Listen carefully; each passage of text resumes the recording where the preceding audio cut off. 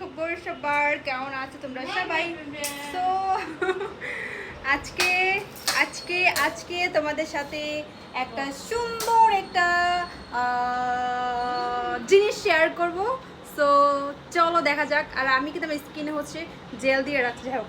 চলো চলো চলো চলো চলো এই সো এগুলো হচ্ছে আমার গ্লুমুলু বেবিগুলা, যেগুলো নিয়ে হচ্ছে আমি সারাদিন দুষ্টামি করি। আমার হচ্ছে দুইটা গুলুমুলু বেবি হয়েছে, মানে আমার মাম্মামের ঘরে দুইটা বেবি হয়েছে। এই দেখো কত কিউট বেবিগুলো, কিন্তু দেখতে আমার মতো কিউট, তাই না বলো?